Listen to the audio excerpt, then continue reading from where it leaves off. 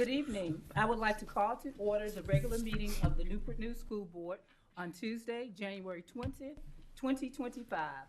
On behalf of the members of the school board and Dr. Mitchell, I welcome each of you present this evening and those of you watching on TV and online.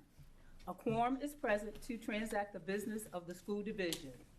I will now call on Ms. Kyla Leggett, our student representative to the school board, to introduce tonight's student guests for the invocation and pledge. Thank you. We will begin tonight's meeting with the invocation and pledge to the flag. Here to do the honors are two students from Deer Park Elementary School, Layla Phillips and Baran Hamab Bor. First, Layla will come forward and deliver the invocation. She will be followed by Baran, who will come forward and deliver the pledge. Layla, will you please come forward and tell us a little bit about yourself before you get started?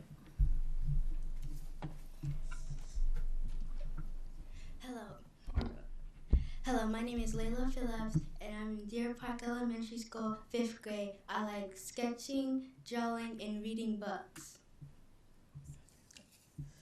As we gather today, let us take a moment to center ourselves on our shared commitment to the students, families, and educators of Newport News Public Schools.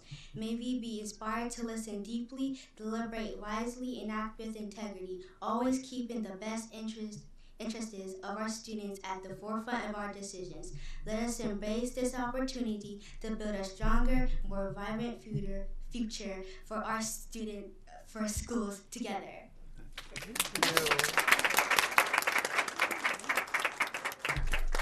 Thank you so much. Baran, will you please come forward and tell us a little bit about yourself before you begin the pledge?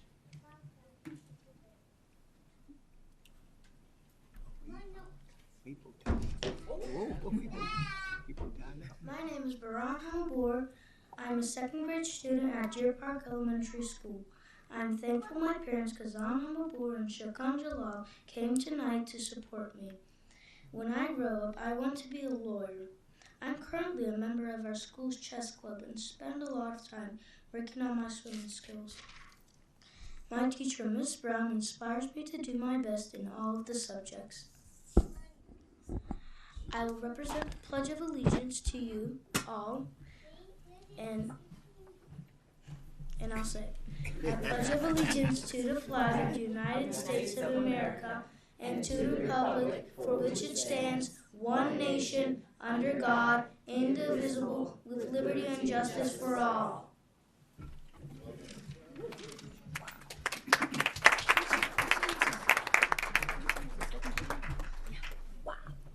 Thank you for participating in tonight's meeting. You did a wonderful job.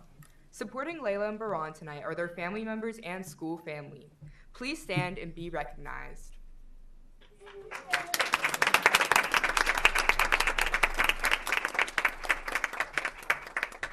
The board appreciates the encouragement you have given these students, and we thank you for bringing them to tonight's meeting.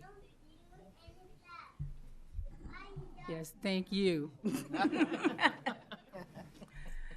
The next item on tonight's agenda is school board recognitions. Dr. Mitchell, please join me at the podium.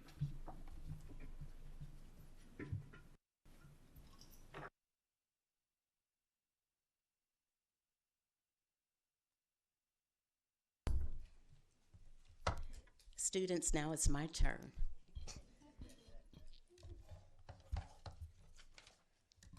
Good evening. I have the honor of presenting this evening's recognitions. For an educator, receiving national certification is a symbol of excellence in teaching and professional growth. Newport News Public Schools is pleased to announce that 4 educators recently met the standard for national certification established by the National Board for Professional Teaching Standards. These educators will not only strengthen their profession, but increase academic achievement and rigor in the classroom. Please join me in congratulating our 2026 National Board Certified Teachers. Give it up for them.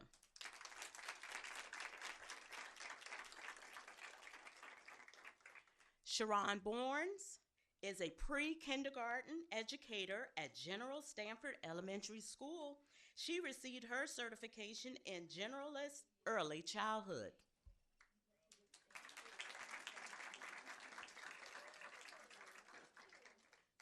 Aaliyah Dungy. Ms. Dungy is a science educator at an Achievable Dream Middle and High School. Ms. Dungy earned certification in science early adolescence.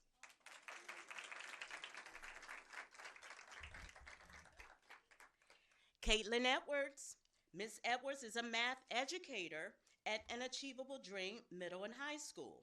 She received her certification in mathematics early adolescence. Let's give it up for her. And Lexi Willis. Ms. Willis is a science educator at Gildersleeve Middle School. She earned certification in science early adolescence.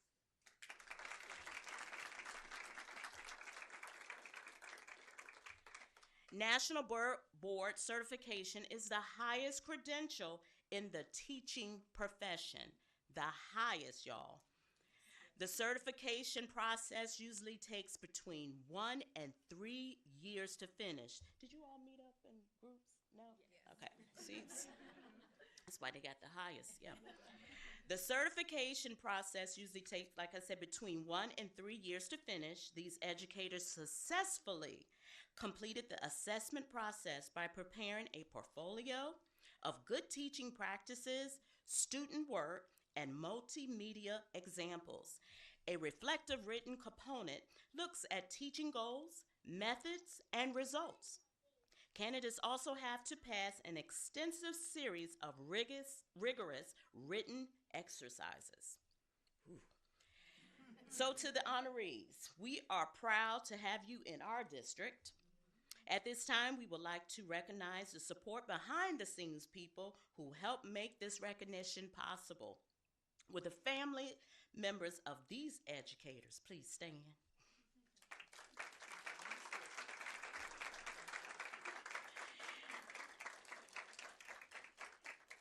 Thank you. I would also like to acknowledge the presence of their principals. Jennifer Harnish at General Stanford Elementary, stand up. Debbie Hudgens at An Achievable Dream Middle and High School. And Roland Noel at Gildersleeve Middle School. I would also like to publicly acknowledge and thank Wade Woolsey, teacher coach in the Department of Teaching and Learning, for his support and guidance for the NBCTs. Please stand and thank you very, very much. And I would also like to recognize some assistant principals from those schools as well. Would you please stand?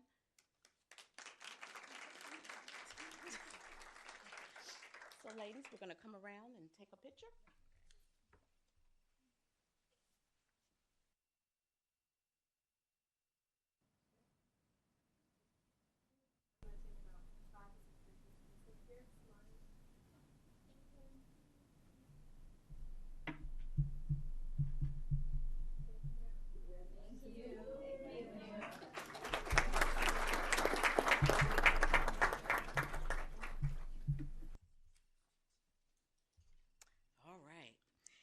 Ensuring that young people are financially literate is paramount to preparing them for future financial success. You would agree, right? Our next recognition showcases the school division's continued success in this area. Working in support of education, or WISE, is an educational organization dedicated to building financial literacy, fostering business and social entrepreneurship, and preparing students for college and global workplace. The organization's financial literacy program provides high school students with financial education and the opportunity to become certified financially literate by successfully passing the WISE Financial Literacy Certification Test. Tonight, we're recognizing 8 career and technical education teachers who have been named WISE Gold Star Teachers for 2024-2025.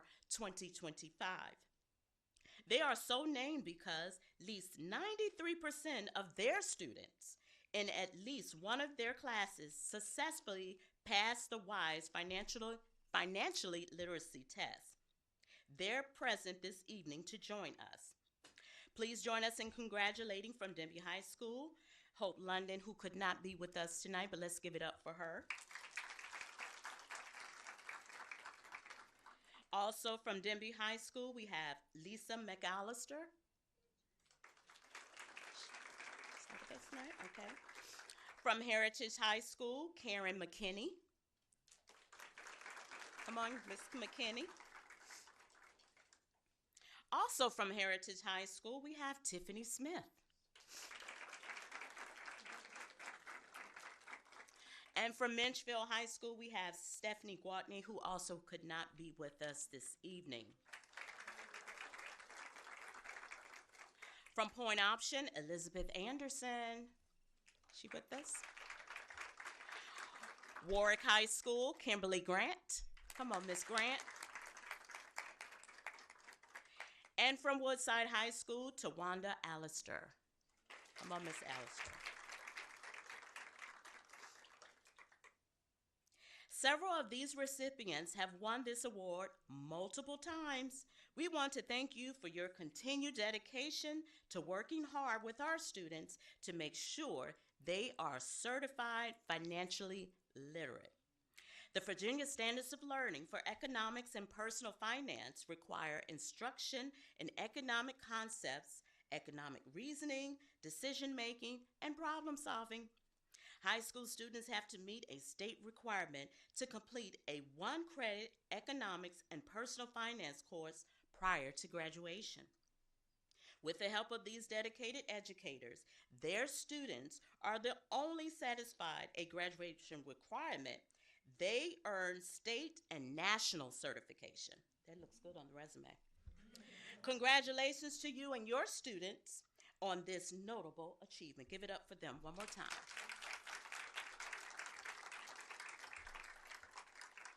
At this time, we would like to recognize their friends and families who may be with us this evening. If you would please stand as well. Oh, don't be shy. Come on. All right.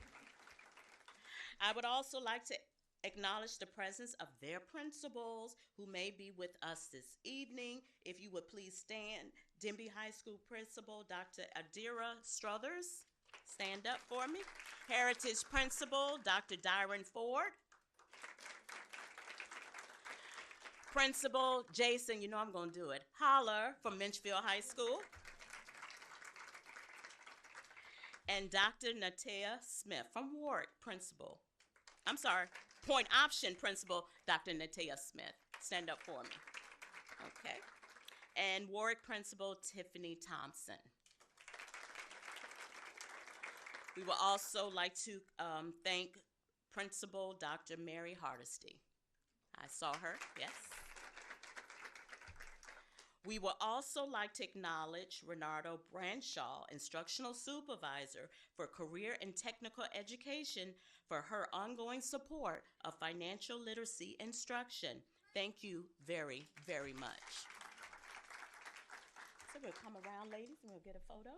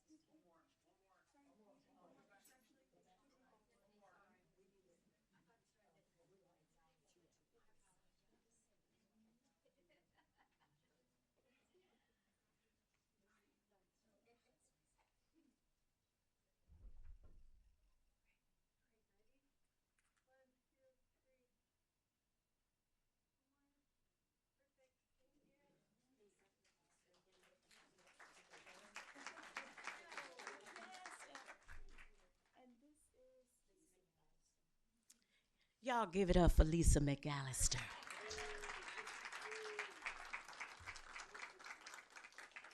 So at this time, we're going to take a 3-minute break for those who would like to leave. And again, you are welcome to stay. And we'll be back in about 3 minutes. Thank you.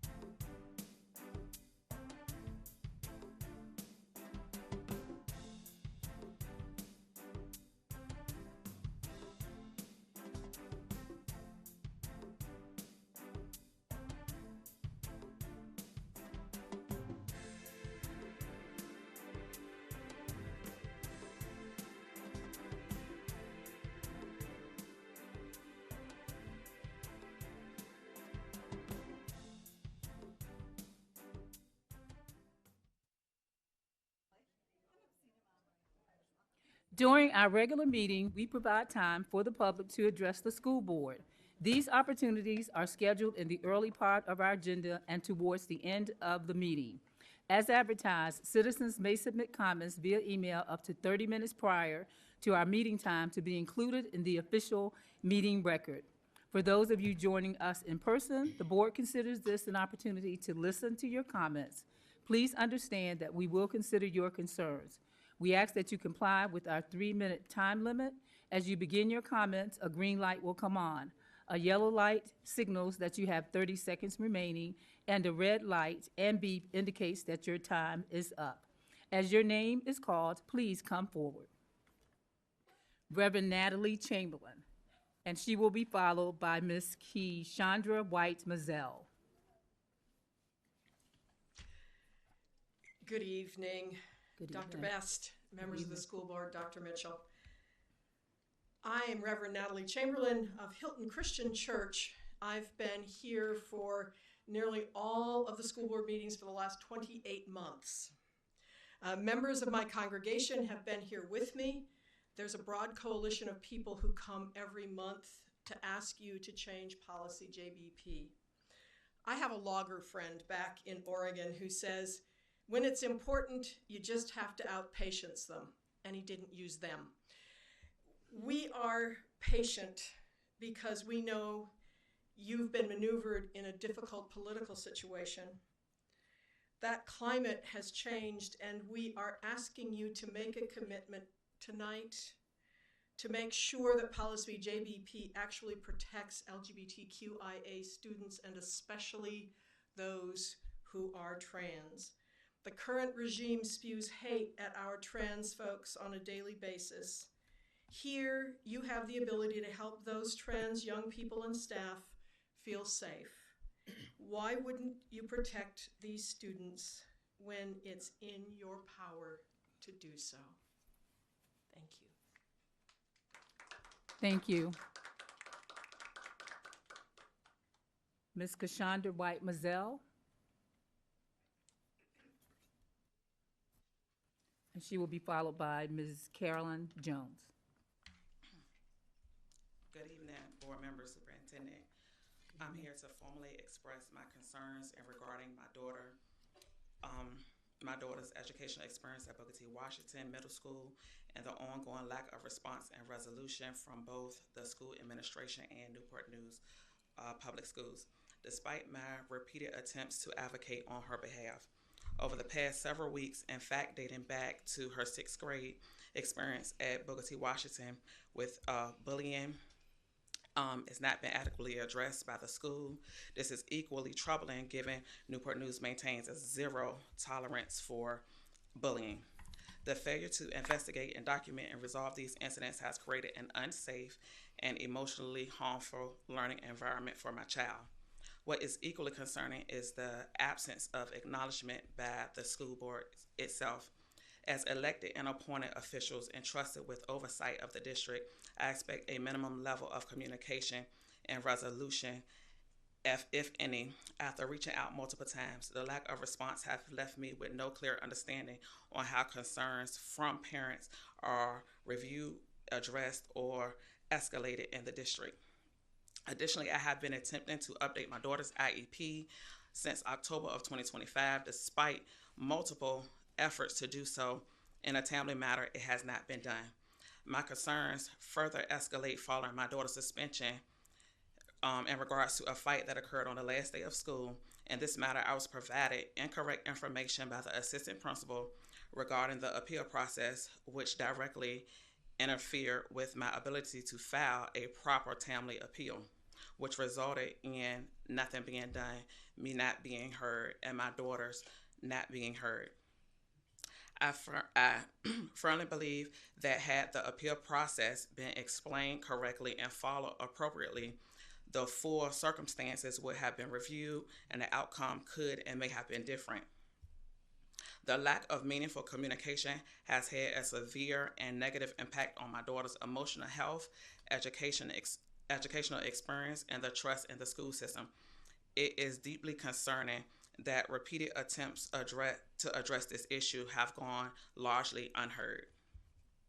I am respectfully requesting the following actions be taken by the school board: a review of the peer process, including the misinformation provided by the school principal, a meeting or a written response outlining how these issues can be addressed in regards to my daughter's rights and well-being moving forward. My goal is not conflict, but accountability, transparency, and meaningful resolutions for every student, especially those with documented disabilities. They deserve to be heard, supported, and treated fairly. I hope the school board will take that into consideration. Thank you for your time. Thank you. Ms. Carolyn Jones, and she will be followed by Mr. David Brakeman. All right, good evening. My name is Carolyn Jones. I am a Newport News resident and a Newport News Public Schools teacher. I would like to once again speak in support of collective bargaining And I also want to talk about how much work teachers take home and stay after school to do, and how much public education hinges on unpaid overtime.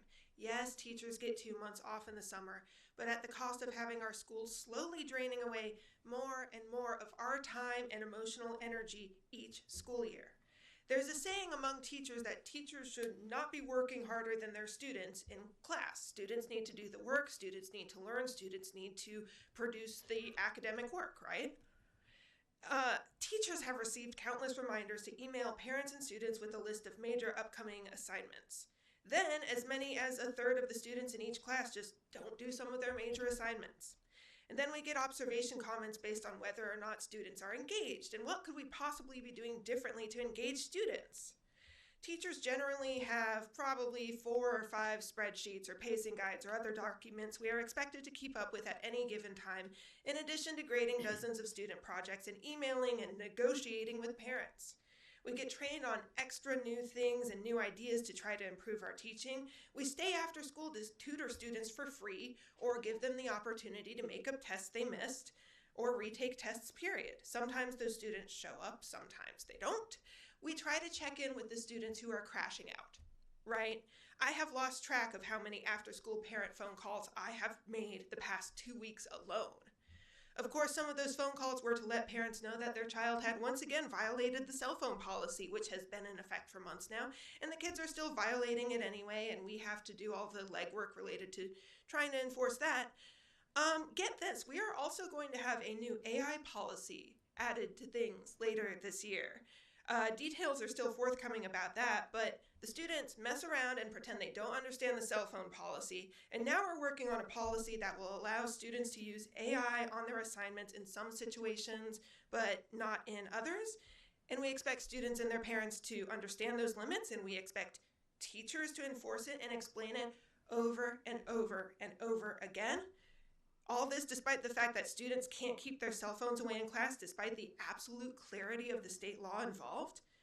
You want us to engage students to get them to succeed academically. When high school teachers see 120 or more students each week, and when so many students won't even put the effort to meet us halfway, please stop asking us to spend extra time and energy reinventing the wheel and putting extra effort in for them. It is more exhausting than you know. To quote a millennial proverb, don't set yourself on fire to keep someone else warm. Look at your teacher retention rates and ask how many teachers have burned out and left because your schools demanded that they spend more time and energy on other people's kids than on their own. Those of us planning to have kids soon are carefully considering our own futures. Thank you. Thank you. Mr. David Brakeman, and he will be followed by Dr. James Graves. Good evening, board members, superintendent, and staff. I'm David Brackman, he, him, a Newport News resident here primarily in support of NNEA's Red for Ed campaign. With opposition at the state level recently removed, please take timely action to budget for and approve collective bargaining in order to deliver the improved, sustainable working conditions necessary for keeping students transported to school and receiving quality education therein. Relatedly, please also use the current, potentially limited time opportunity to revise Procedure JBP to permit more decency, dignity, and safety for trans students. And also, thank you for keeping ICE out of schools, and I ask that you hold fast to that position in light of the possibility of federal retaliation like Minnesota is currently observing. Thank you. Thank you.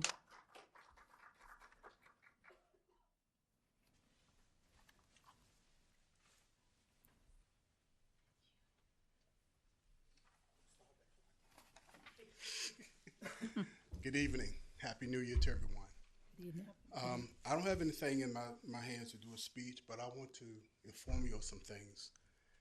NNEA is requiring a meeting with the Commonwealth Attorney, the Chief of Police, School Board, and Dr. Mitchell.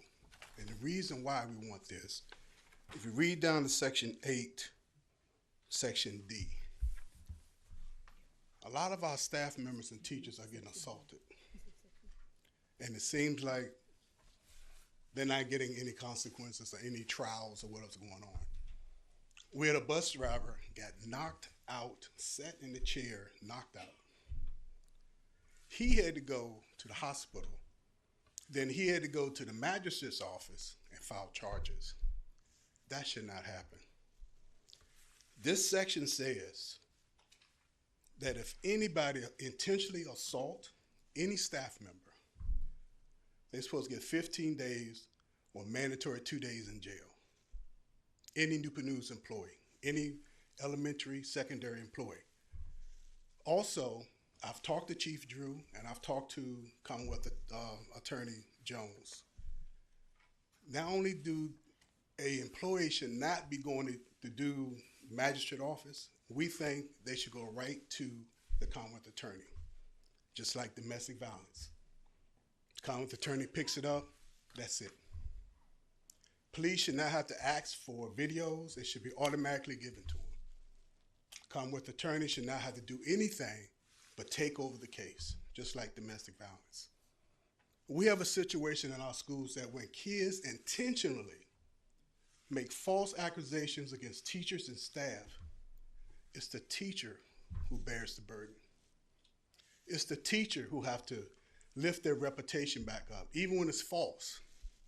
Nothing happens to the child. The child stays there. This living situations right now that the child is saying wrong information. The teacher got arrested by the cops. The teacher don't have a job anymore. That's all lies. But the child stays in the school. NNEA going to recommend this, that child be removed from that school. Or that child should be on homebound. We have a teacher who is miserable. Several staff who are miserable, staying at home waiting for CPS to do what they got to do. That's not right. So I look upon you all as leaders of this school system to not only look at that situation, but also look at the situation in reference to when kids are habitual offenders, starting trouble in our schools. We should not send them back to the same school. Send them somewhere else, to another high school. I think my time is up. I appreciate y'all.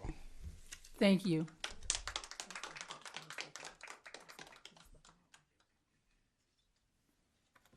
Thank you for your thoughts. Thank you for your comments and thoughts this evening. We will now move on to Section 3, the consent agenda, which includes 3.01 minutes from the work session December 16th, 2025, 3.02 minutes from the closed meeting December 16th, 2025, 3.03 minutes from the regular meeting December 16th, 2025, 3.04 financial reports, including the revenue and expense reports for December 2025 child nutrition reports, 3.05 the personnel report, 3.06 budget transfer. At this time, can we have a motion to approve the consent agenda? I move to approve the consent agenda as presented. Second. It's been seconded and moved that we approve the consent agenda as presented. Any questions or comments? Ms. Buffalo, call the roll, please. Alger. 4. Amon. 4. Brown. 4. Harris. 4. Hunter. 4. Searles Law. 4. Best. 4. Motion passes 7-0. Thank you. We will now move to Section 4, action items. 4.01, new and revised policies. Dr. Mitchell. Thank you, Madam Chair. At our December 16th meeting, Ms. Tracy Brooks highlighted school board policies from the second round of chapters to review in year 1 of our 5-year timeline, which focused on 2 policy chapters.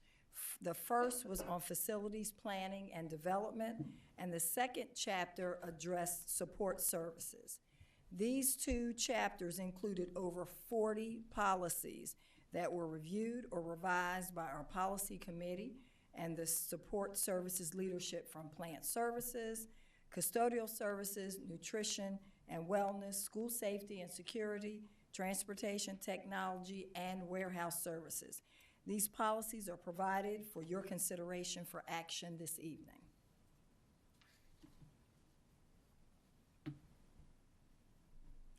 Thank you, Dr. Mitchell. May I have a motion? I move to approve the new and revised policies as presented.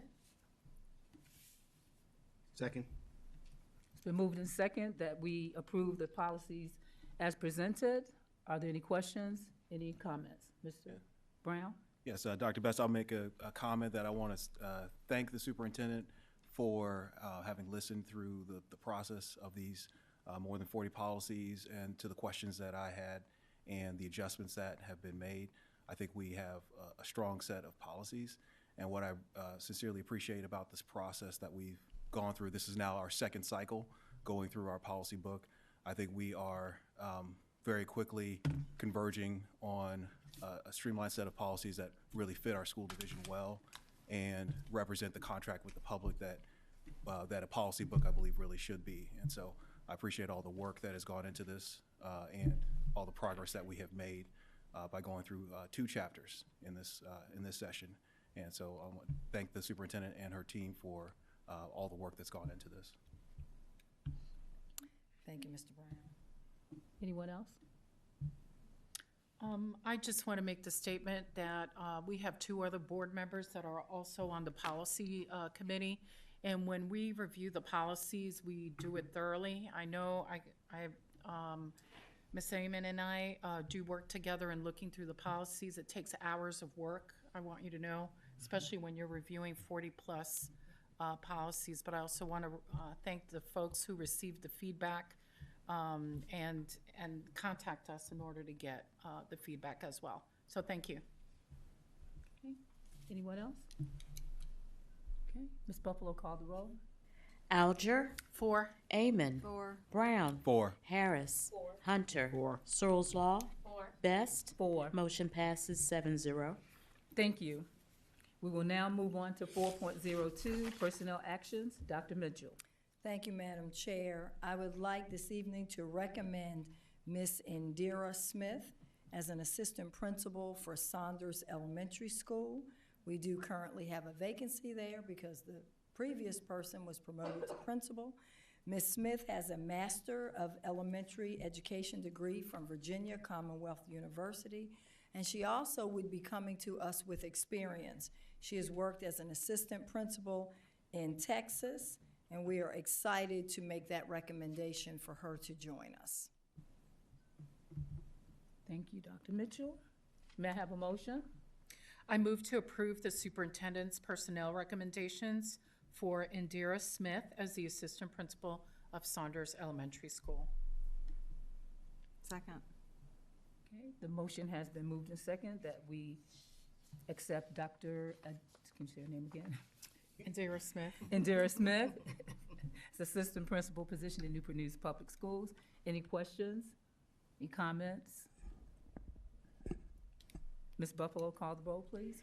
Alger. 4. Amon. 4. Brown. 4. Harris. 4. Hunter. 4. Searles Law. 4. Best. 4. Motion passes 7-0. Thank you. We will now move to Section 5, Reports and Information. 5.01, Communities and Schools Presentation. Dr. Mitchell. Thank you again, Madam Chair. This evening, we are sharing an update regarding our partnership with Communities and Schools of Hampton Roads. It is an organization that helps address barriers to student success. Communities and Schools works alongside our schools to provide trained site coordinators, strong community partnerships, and individualized supports that connect students and families with critical resources. Tonight, you will see some data demonstrating the impact of this partnership in Newport News, including improved student outcomes. So with that context, I will turn it over to Dr. Hope Sinclair from Communities and Schools of Hampton Roads to share the impact of this work and the proposed path forward. Thank you so and much. thank you for being here. Absolutely. Thank you all for allowing us to be here. I wanted my team to introduce themselves. So as you know, I'm Dr. Hope Sinclair. Good afternoon, everyone. Dr. J.T. Taylor. Good afternoon, everyone. P.S. Dixon, Program Director. Good afternoon. I'm Wakiki Porter. I'm a site coordinator at Denby High School. Good afternoon, everyone. I'm Terry Brown. I'm a site coordinator So I have pamphlets for. I didn't know if I was going to need that step stool when he took it away. But I feel good about this one. I can identify with that. This is great. Oh, pull it down. See, look. So, understanding the problem. So, as you all know, many students in Newport News, and not just Newport News, but Hampton Roads, they're facing a lot of barriers. And these are not the same barriers that we faced when we went to school. These barriers are astronomical, as you know. These challenges include things like poverty, food insecurity, lack of access to mental health services, and chronic absenteeism. So that's a lot of what the problems entail. And what we're here to do is help these students overcome these barriers. So whether it's an academic barrier or a non-academic barrier, inside or outside of the school, we're trying to help them overcome that. These barriers, as you know, they contribute to low graduation rates, behavioral issues, and of course, disengagement from school. So I want to highlight the impact of poverty just briefly. We all may know how poverty adversely impacts student outcomes, student achievement. It contributes to chronic stress. And so how do we mitigate those type of barriers? The research is profound as it relates to strong, trusting relationships with adults. That there is no factor more significant to mitigate against those challenges like a strong relationship with an adult. Having been a student who has experienced poverty, I went to elementary school from a homeless shelter. I attended all Title I schools from elementary all the way through high school, and then I became an educator. And I taught for 10 years and became a Title I instructional coach. And so my philosophy has never changed about, centering relationships and rapport in the school, in the classroom. And so that's what Communities in Schools is all about. It's literally about surrounding students with a community of support that empowers them to stay in school and achieve in life. And so we have been training our staff for the last 12 months rigorously on that philosophy. It's not programs that change lives, it's really just relationships. And so we train our site coordinators one day a month. We pull them from the school and they get sustained, ongoing coaching and strategies on how to connect with students, how to create programs for not just the students, but also for the families. Because a second major way to mitigate against these type of factors is parent and family engagement. And so having worked in the school system, having been a lifelong educator, I really identified with the work of Communities in Schools, which caused me to want to even work for them, because I thought to myself, as an educator, how would it benefit me if I had an additional adult who was just as committed to connecting with students and connecting with families, increasing academic achievement, helping them to reduce behavioral issues, and ensuring that they're coming to school. And so we incentivize students. We do all of these things to try to inspire young people and to give them hope that no matter where they start, it doesn't have to be that way when they finish. So that's just my time here, just sharing about how we really want to rejuvenate some hope with young people, and also allow educators to recognize that they too have someone who's doing the work with them. And we can do a little bit more because we can bring community partners into the school, and we can help put on what we call Tier 1 events, which is school-wide events that can help the school move the academic needle, reduce behaviors, and reduce attendance issues as a whole. So that's my time here with you. Appreciate you. He forgot to flip the slide, so I'll do it. But what we do inside of the school is we place a site coordinator. So the two individuals in the back, Waikiki and Terrion, they are site coordinators in your schools here. Those site coordinators provide those true wraparound services for students. So overall, our success for the 24-25 school year, out of the 33 schools throughout Hampton Roads that we served, 83% of our case managed students improved their attendance, behavior, academic goal. So each student has a goal in one of those areas, ABC, and 83% of those babies succeeded in that goal. 95% of K-11 students were promoted to the next grade level, and 95% of our seniors graduated last year. So that's whole students across all 33 schools. Now, you might be saying to yourself, the numbers look great. To me, they do too. And if you didn't say it, you can say it now. So the numbers look great, right? But these students are not our top tier students. Some of these students are students who didn't think they could graduate. Some of these students are the students who, they've written themselves off. Their families have technically written them off. So these students are facing a lot of the academic barriers. So Theus is our program director for Newport News, and he's gonna come up and give the success right here in this city. Good evening again. So as you know, this report is a data of accumulation of the 24-25 complete school year. And as you can see, we serve 2,739 Newport News students who receive whole school supports. And of that, 205 of those students receive individual integrated student supports. These are basically the students that we case managed. Of that, 77% of that approved their attendance. Now, as we all know, we're dealing with just more than simple attendance things. Right now, there's a nationwide epidemic against chronic absenteeism. And as you see, we have 2 site coordinators who are leading the charge to reduce this. And I am pleased to say of these 2 schools that are present, these schools have reduced their chronic absenteeism numbers, which I'm sure you all are aware of. Again, 93% of our students improve behavior. And what we're trying to do, we know that a student cannot learn simply if they're not in the building. So we're not only just trying to keep the students from getting suspended, we're working individually with these students. We're bringing in community partners who specialize in mental health behaviors to make sure that we don't just, we don't want to placehold these things. We want to make sure we actually get to the why behind why these students are having these barriers, which cause them to act out. And as we all know, usually attendance is the biggest barrier. Anytime a student seat time is disrupted, usually the behavior is the first thing that shows up. Kids are prideful.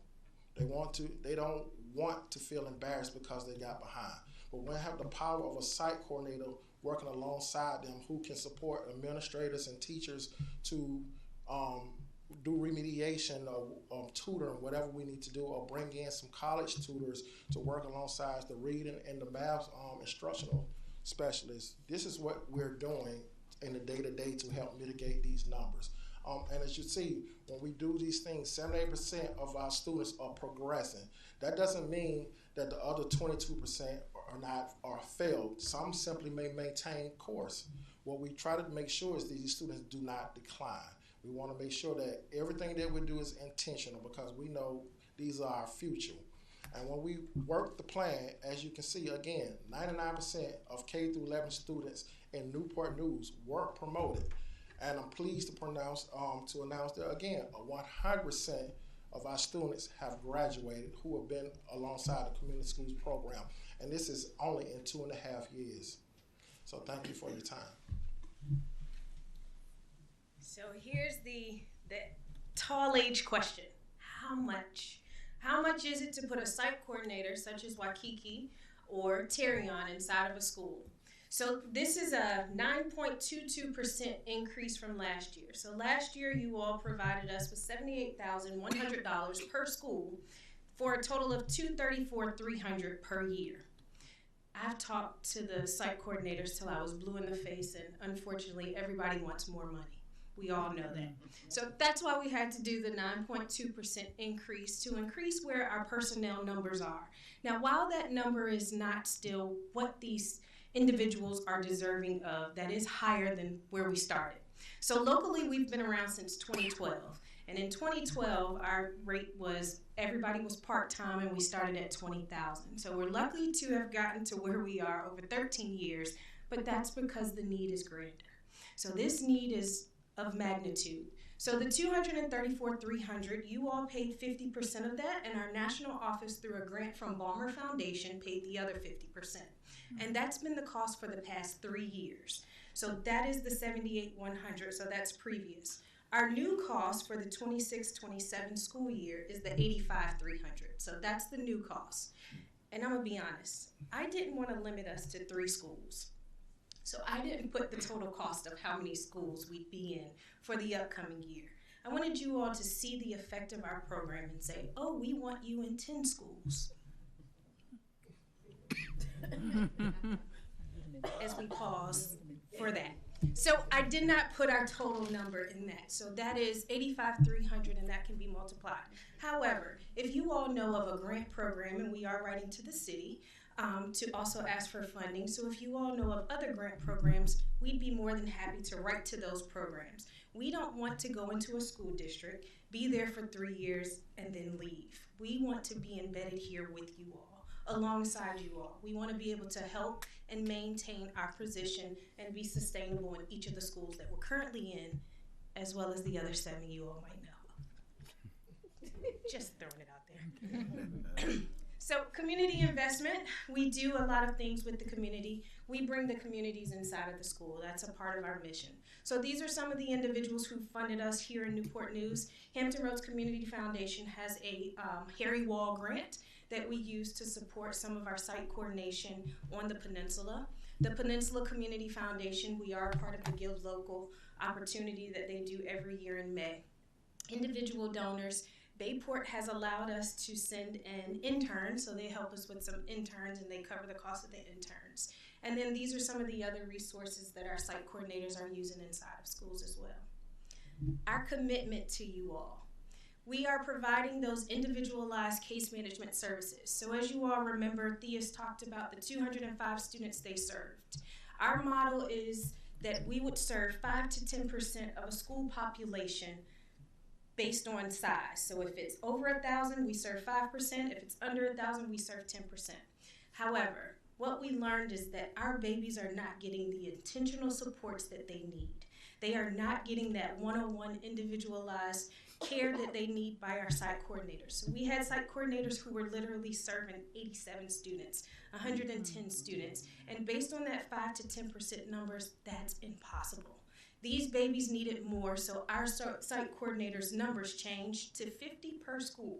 And those babies, on those 50 babies, get exactly what they need from the site coordinator. That site coordinator also talks to the family. So that means if he or she has a sibling that does not go to one of the schools in our feeder pattern, our site coordinator still helps that baby at another school. So whether we're there or not, the baby that is attached to our students will still get services through what we do.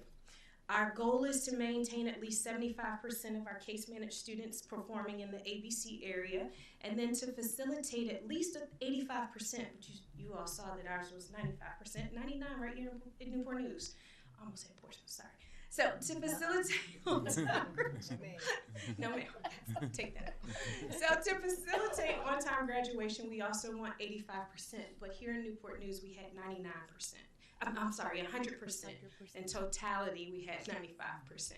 So as you see, these numbers are working. Our 3 site coordinators that we have, and we've been lucky to have the 2 that sit behind us for the past 2 years. So these individuals are doing 3 years. These individuals are doing a fantastic job. So as I pause and take a breath, I'll see if you all have any questions that I can answer, but I do want to definitely thank you from the bottom of my heart. Well, Dr. Sinclair, before they answer any questions, I will share with the board, my bosses, that I did call you to say, wait a minute, when she gave me the first iteration of this presentation, and it talked about, of course, how barriers prevent students from graduating, that graduation rates are low, and dropout rates are high. I said, wait a minute. That's not us. We are 97.3%, and we are less than 1% dropout rate. Did I not? You did. You did. I just had to put that on the record. We have some other challenges. That doesn't mean we don't need help. No, that's right. Welcome to help, but let's get the verbiage right. She did. She definitely did. Any questions? I did have a question. The numbers that were reported out, were those based off of caseloads of 50? Based off of caseloads of 5 to 10%. So you're talking about this sheet or this sheet? When you were talking about, they were some of the site coordinators were seeing up to the caseloads were so if we go to this sheet, year 23, 24, and 24, 25, those are based off of our 5 to 10% numbers. Okay. So our 2 elementary and middle school, those 2 had 10%. Because Okay. they were less than 1,000. Actually, Passage has more than 1,000 students, so Passage also was 5%, just like Denby. So those were 5% of that total student population. That's how many students were served in each one of those schools. And Katherine Johnson was only 10%. Okay. Thank you. I have a quick question.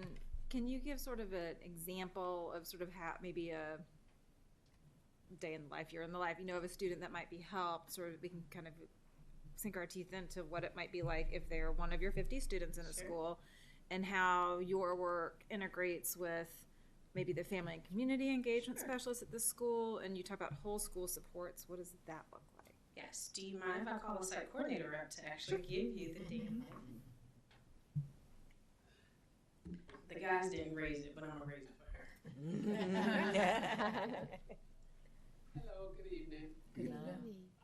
Again, I'm Waikiki Porter, and to answer that question, right now, I have a student who, they're McKinney-Vento due to homelessness.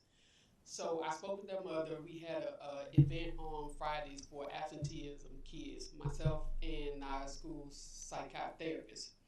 So right now, because we were partnered with somebody, I partnered and reached out to the Urban League for her, because Ann Catherine Catholic Charities, and they're helping them with the process of a house, because she says she lived with a family member. It's like 10 people living there, and that's one of the reasons why he can't come to school, because either they're going from a hotel or they're actually trying to figure out with a family member or something. So as of now, I am assisting them with Catholic Charities, Thrive Peninsula, and the Urban League to actually assist with housing.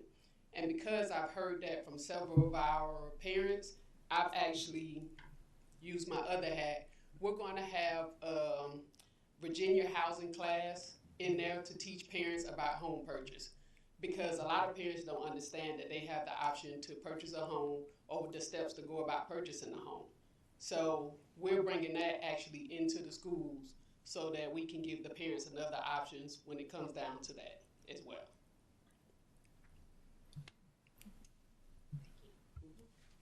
Did that kind of answer your question? Suzanne? Dr. Best?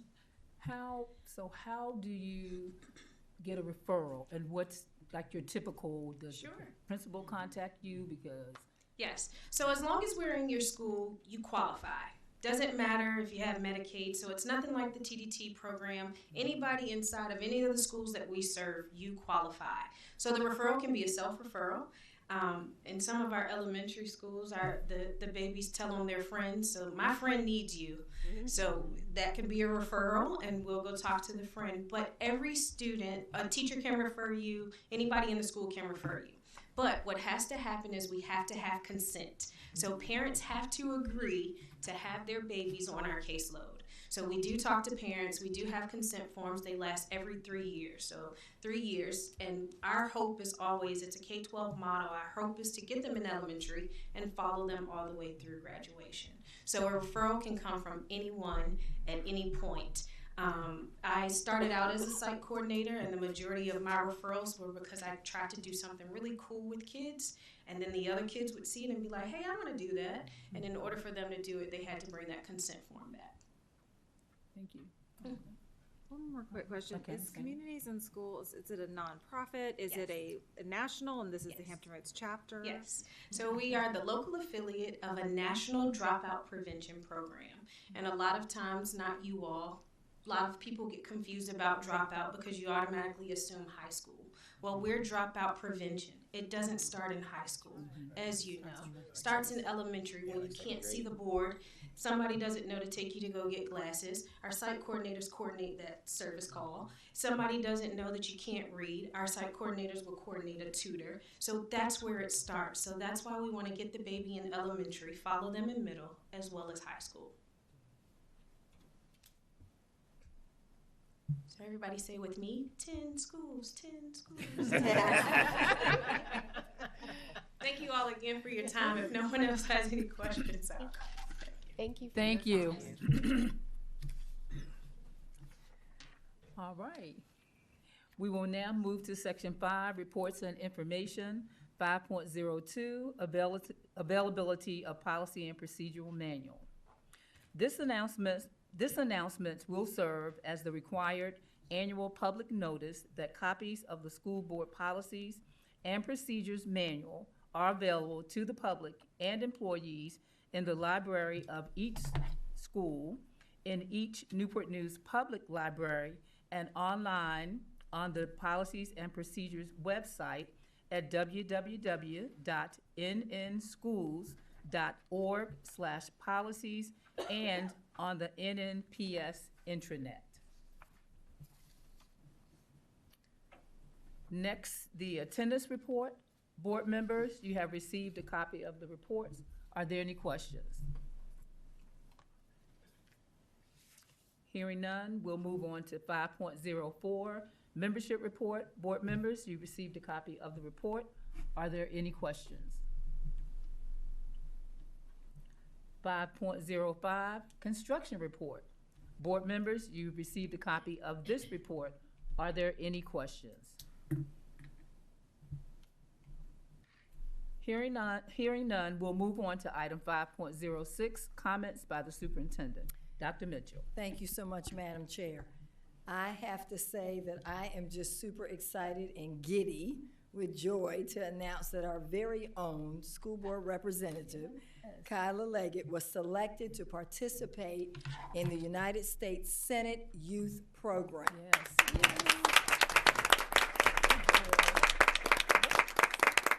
So I want to say just a little bit more about her. And we do congratulate Kyla, who is a senior at Menchville High School this year. She is one of only two, I'm going to say it again, one of only two students from the state, the Commonwealth of Virginia, chosen by the Virginia Department of Education to join Senator Tim Kaine and Senator Mark Warner in representing Virginia during the 64th Annual United States Senate Youth Program Washington Week. It will be held March the 7th through the 14th in Washington, D.C. We are so proud of you, so honored that you will be representing us. And I will say that our communications department put this on Facebook, and as of last week, we had, Robert, 61,000 hits on Facebook on your story alone. So thank you for elevating our identity. Congratulations to Kyla. Our music students perform chorus, strings, and band concerts at the All City Music Festival on January the 9th at the Ferguson Center at CNU. We had more than 600 students from all schools and all grade levels participate in 8 combined ensembles with invited guest conductors. So we want to congratulate all that were involved on this annual citywide public event. Our students represented our school division very, very well.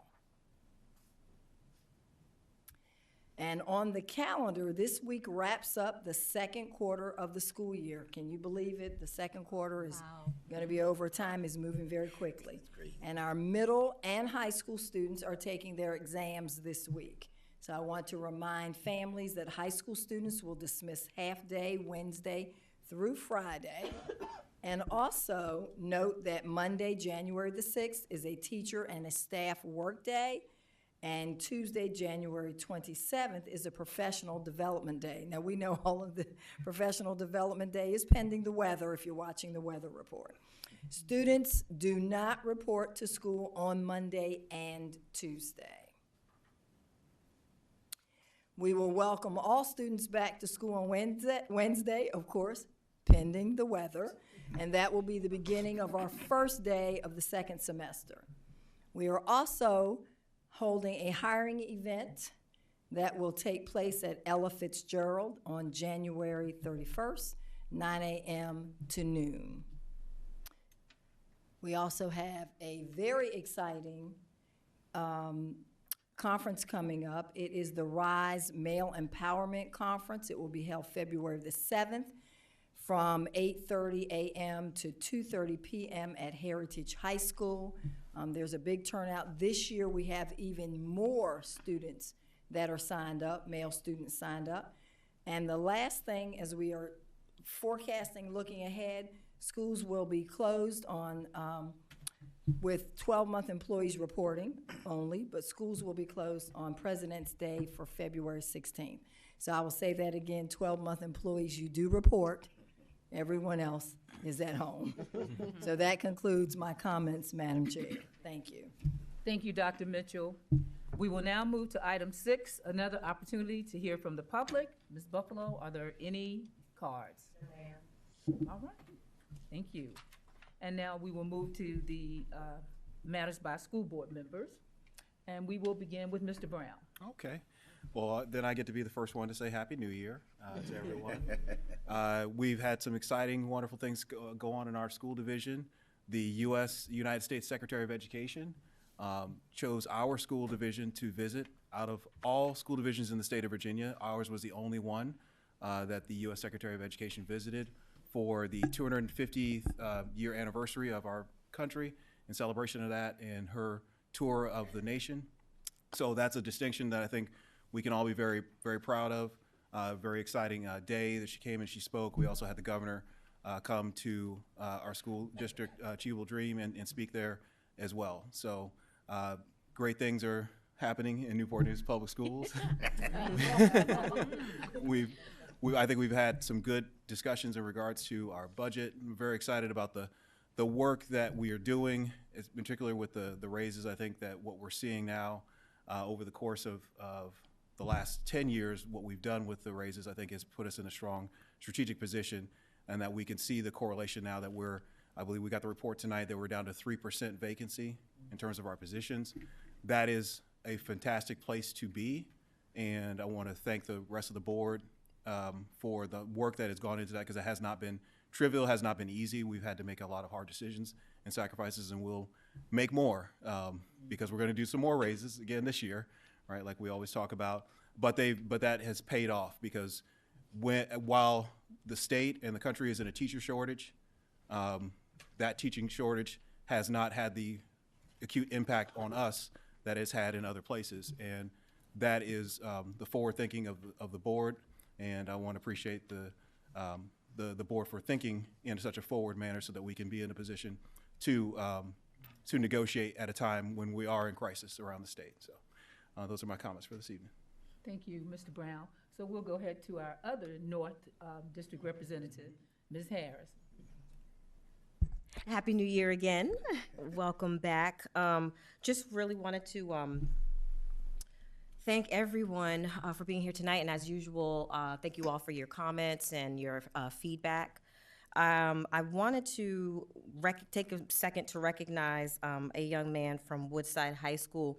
I had the pleasure of attending Chum's MLK Award breakfast this past Monday. And there was a young man, there were several recipients, and there was one from Newport News, and his name was Mason Jones, and he received a scholarship to further his education. He is a senior at Woodside High School, so I wanted to publicly recognize him and his achievements. I was also holding it down for Newport News as the only school board member in the room. I was outnumbered, but I held it down because I know you all had invites and were other places. But yes, that I did want to say that, and it was a wonderful breakfast. It was a wonderful occasion. Several students across Virginia were recognized for their academic achievement and were given scholarships. Also to SCLC had an MLK walk and feeding at New Beach Grove that I was able to attend with some of my colleagues here. And some of your school board members. Yes, my school board, my peoples. With several of my school board members that were also there, and we served several families, local families in the area. I did not walk. I did not walk, but Dr. Best did walk in the cold and in the rain. But that was also a very insightful occasion where a lot of community members were able to hear from political figures, and we talked about standing on the shoulders of our ancestors and really having opportunities and things along those lines. Also, too, a day of service at Safe Haven Empowerment Center. I want to thank the students. There were several Newport News Public School students that came out to volunteer for that day on and not a day off. They collected 20 bags of trash, and they serviced the local area and that community on Thorncliffe in the North District of Newport News. And then after, we shared refreshments and conversation about careers, college readiness, future aspirations, and things along those lines. So very enriching experience for that. I'm going to speed this up. The 9th annual Re-Up Drive and Distribution is coming up. I want to invite all of the listeners, viewers, to come on January 24th. January 24th at Denby Community Center. There will be a Stuff the Trolley. The Newport News City Trolley will be there, and we'll be stuffing the trolley with all donations and sponsors of school supplies to help our kids finish out the second year of school. And we will be collecting things like notebooks and crayons and all of the sanitizer and all of the needed things. And the distribution will happen at the Newport News Winter Carnival on February 7th. And that is going to be at 401 Oriana, the old Kmart lot. That is something that happens every year, as well as a huge community event. So hopefully you can be a part of that.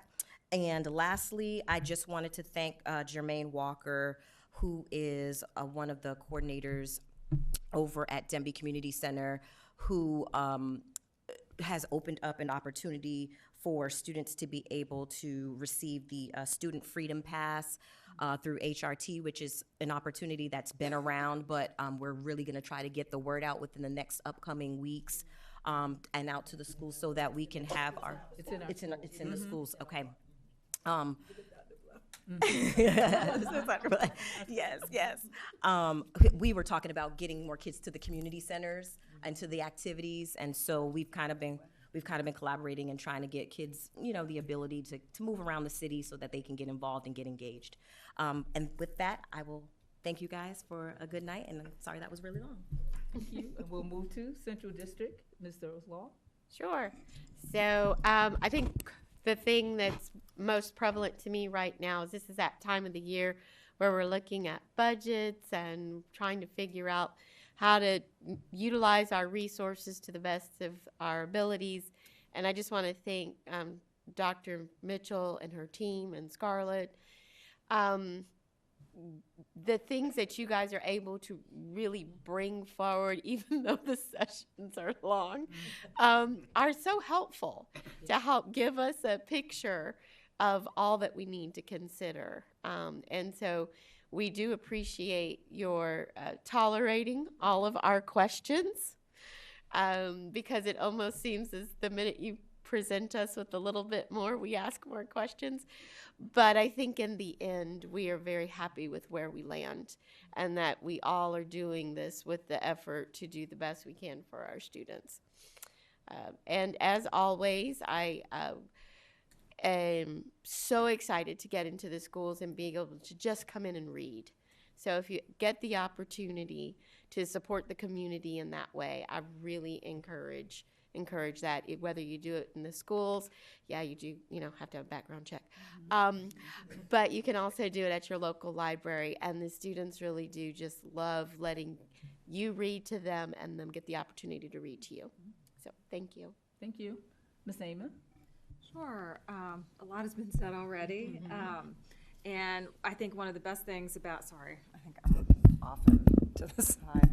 I think one of the best things about the secretary's visit was we had our school board retreat the same day. So that visit was a very small part of the day. The longer part of the day was getting together as a board and with Dr. Mitchell and her team and kind of looking at some long-term ideas and thoughts and planning. So that was, I think, really good and should be very beneficial in the long term. And also thank you to Dr. Mitchell and your team for answering all of our questions during our budget. You're very open to us drilling down and really kind of figuring out how the smaller pieces fit together so we can get a better understanding. So that was, I greatly appreciate that. And keep an eye on the weather. Get yourself and your families prepared. Who knows when hopefully we'll be heading back Wednesday, but hopefully some of the forecasts are a little overblown, but we'll see. But just stay safe, stay warm. All right, thank you. And our at-large representative, Mr. Hunter. Thank you, Madam Chair. I usually don't say much, but besides great things are happening in Newport News Public Schools. But I'm going to talk a little personal about me today. Last week I had a procedure at Riverside Hospital. I had an overnight stay. And one of the nurses, I told her I would not mention her last name, but her name was Amy, a graduate from Woodside High School who then went on to Peninsula Community College and then ODU, and then she went to Riverside Hospital nursing program around the corner, and now she's here. She was a graduate in graduating class 2016 from Woodside, but she did such an excellent job in taking care of me for over that night. Incredible, beautiful personality, and great things are happening. When we talk about we don't educate students, this is a prime effect that they're here. She went to school here, stayed here, and now working at one of our superior hospitals at Riverside, and understanding took care of a school board member to the utmost. I gave her a score from 1 to 10. I gave her a 15. But again, just I told her I would give her a shout out. So Amy, if you're out there, keep doing a great job, and thank you very much for representing Newport News Public Schools. All right, thank you, Mr. Hunter. All right, that's what it's all about. All right, Ms. Alger. Yes, so we have, my partner and I over here, we went and visited schools and just want to share some of the exciting things that we got to see and hear. One thing that stood out for me in particular was a high school teacher walking into the classroom, seeing her teach science, and how excited she was because she's in a program for dual enrollment. And so I asked her, I said, can you share with me what that experience is like? What is that going to do in the long run? And so as she was explaining, a lot of our students, are in the dual enrollment program, the junior and seniors. But to make it easier for them, teachers are going into this program, which, by the way, is paid by Newport News Public Schools. That's unheard of, And these teachers are enrolling and partnering in CNU, and they're getting their master's. And once they're done, they are going to be in these classrooms and helping our students to be duly enrolled, receiving college credits. And so this way, when they get ready to go off to college, they've already accumulated some of those credits. Isn't that amazing? Yes. And this is how far we've come as far as education. That didn't exist and growing up, and that didn't exist for my children. But it's existing for our children today. So I want to thank those teachers who are signing up and who are, taking advantage of a great opportunity. And for our parents who continue to push their children to do better and to excel. So thank you. And Ms. Alger, if I may jump in and thank Dr. Rogers, because he spearheaded that and thank you, worked Dr. out all the Rogers. kinks with the university. He worked with Scarlett and Daryl. I don't know if Daryl's here, and thank Daryl as well. He's in the corner. They put a lot of work into it. That's it? That's it. Okay. I'm going to try not to repeat anything anybody said except for Dr. Mitchell. I have to give a shout out to Kyla because I'm a night person and my office hours start about 9 o'clock at night and they just go on until. So, but when I have the opportunity, I sleep late and then I get up and I read, and so that's why I answer emails a little later because that's how I roll.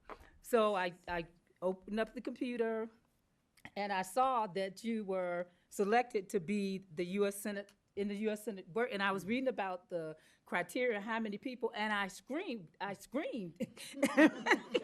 because I was just so excited. I really, truly was. My mother was like, what is wrong? And I said, Mother, our school board representative, and I proceeded to tell her, but I just was not surprised at all. I was not surprised. I was just happy that your hard work and your passion is being rewarded. And I just think that this is going to be an amazing experience for you. And one day I'm going to be old and somewhere in a nursing home somewhere, and I'm going to take my reading out, and I know I'm going to see your name again doing great things. And if I have it in me, I'm going to scream again. So I just want to let you say congratulations, and I'm really so proud of you. Really, really so proud of you. Thank you. So the second thing, I'm not going to repeat anything else. I had an invitation to go to a holiday celebration that was sponsored by Ivy Baptist Church under the leadership of the great and Reverend Kevin Swan. And I posted a couple of pictures on social media. Somebody said, why is a school board meeting, why are you going to stuff? Because it was for senior citizens, the senior citizens of the Stewart Garden apartment. And they said, why are you going to things for senior citizens? You should be worried about the kids. And I said, what you don't understand is many of those grandparents are actually raising their children. So, and then they're a part of the community. And when we see our kids out in the community, if they establish relationships with the children, they can say things, hey, don't do that, or come over here, or help me with this. And so it's all tied in together. But that was an amazing event, and just keep the invitations coming to board members, and we want to be a part of things like that as well. Dr. Mitchell and I and Dr. Rogers had an opportunity to attend the Economic Development Committee meeting, and they reported and we answered questions. And we shared some of the wonderful things that were happening in Newport News Public Schools, and we're looking forward to building and partnering, because the economic development and the schools, they go hand in hand. You cannot separate them, so something that's very, very important. So that's all. I'm sorry. Oh, I'm sorry. See there. See there. I'm sorry, inside joke. Kyla, we saved the best for last. We saved the best for last. Okay. Thank you. I'll start off with Sage. Last week, the Superintendent Student Advisory Group on Education met to discuss several important topics, including new courses that will be offered next year and the importance of mental health and being mindful of it. Students shared their interest in future course offerings and discussed strategies for managing stress during a busy school year. To build on that, I want to thank communities and schools for their hard work. It doesn't go unnoticed, and I'm really happy an organization like you is in Newport News. To touch on the United States Senate Youth Program, I really want to thank the Newport News Public Schools. When I was just a wee little baby and my parents were trying to figure out where to settle down, I'm so happy that they chose Newport News, because it's been a blessing, and it's been a privilege to get an education from Newport News, and the United States Senate Youth Program wouldn't be possible with all the opportunities that I've been given here. So thank you to everyone. And before I conclude, I would like to wish all of my fellow students the best of luck on their exams as we enter the final stretch of semester 1, which doesn't feel real, but you know. And thank you guys all for coming out, and I hope you guys have a great night. Thank you so much. And Kyla, I just want to say that for the SAGE group, the student rep is supposed to partner with the superintendent, right, as we run the meeting. This young lady is so phenomenal that I literally have been able to, we planned together, right, Ms. Brooks? But I've been able to just sit back. She commands the room, and she runs the meeting better than I ever could. And I just so appreciate being able to watch a leader that is a student to be able to do that. You have been nothing less than amazing to partner with, and I appreciate that. Thank you. And on that note, this meeting is adjourned.